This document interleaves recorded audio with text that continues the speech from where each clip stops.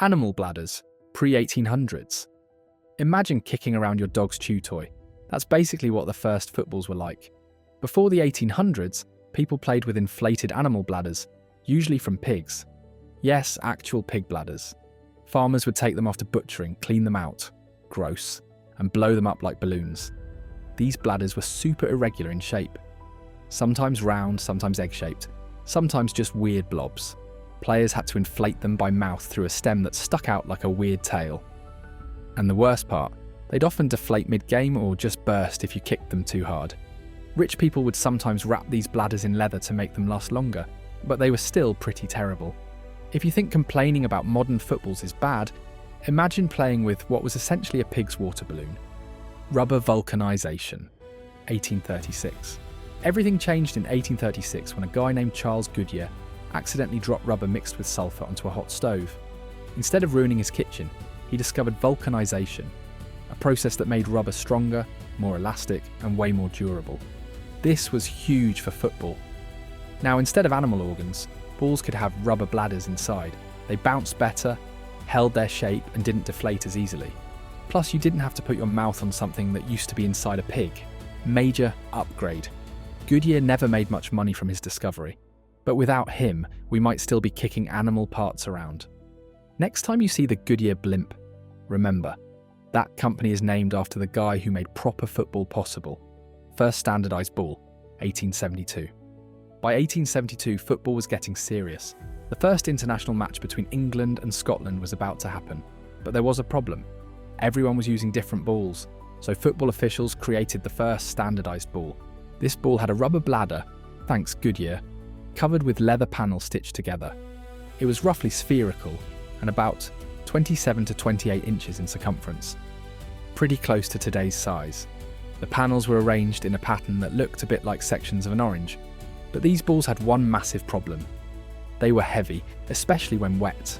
On rainy days, which, let's be honest, is most days in England, the leather would soak up water like a sponge. Players heading these waterlogged balls often got concussions. Imagine heading a wet shoe. That's basically what it felt like. T-model, 1950s to 1960s. Fast forward to the 1950s, and we get the T-model football. This ball had 18 panels arranged in a pattern that looked like the letter T repeated across the surface. It was the first ball to be widely used in World Cup tournaments. The T model was mostly white, which was a big deal because earlier balls were often brown leather that blended in with muddy pitches. Now players could actually see the ball. Revolutionary concept, right? These balls were still made of leather with laces that players had to avoid when heading. The laces were used to close the opening where the bladder was inserted. If you headed the ball on its laces, you'd end up with a weird-shaped mark on your forehead, like a temporary football tattoo nobody asked for. Telstar, 1970. The 1970 World Cup in Mexico introduced the most iconic football design ever, the Telstar. This black and white ball with 32 panels, 20 hexagons and 12 pentagons is probably what pops into your head when someone says football. But why black and white? It wasn't a fashion statement, it was for TV. The 1970 World Cup was the first to be broadcast worldwide on television, and the black and white pattern made the ball visible on the black and white TVs most people still had. The name Telstar came from a communications satellite launched in the 1960s. Like the satellite, this ball was designed to connect people around the world. Pretty deep for something you kick around, right? This design was so successful that we still use it for football emojis and logos today, even though actual match balls have changed completely. The Tango, 1978 to 1998. In 1978, the Adidas Tango rolled onto the scene and dominated for the next 20 years. The Tango kept the 32-panel structure, but added a new visual pattern, 20 triads, curved triangles, that created circles across the ball's surface. The Tango was the first ball to get serious about waterproofing. Earlier leather balls would double in weight when wet, but the Tango had special coatings to keep water out. Players no longer felt like they were heading a brick when it rained. This ball was so popular that Adidas kept the basic design for 5 straight World Cups from 1978 to 1998. That's like having the same iPhone model for 20 years. Unthinkable today, but the Tango was just that good. Synthetic balls, 1980s to 2000s. By the late 1980s, leather was finally kicked out of football. The Adidas Azteca, used in Mexico in 1986, was the first fully synthetic World Cup ball. It used polyurethane layers that were completely waterproof and much more durable. These synthetic balls maintained their weight and shape, even in the worst weather. They also flew more predictably and hurt less when you headed them. A win for everyone except maybe those tough old players who'd brag. Back in my day, we headed real leather balls. The synthetic revolution also meant balls could have wild colours and designs.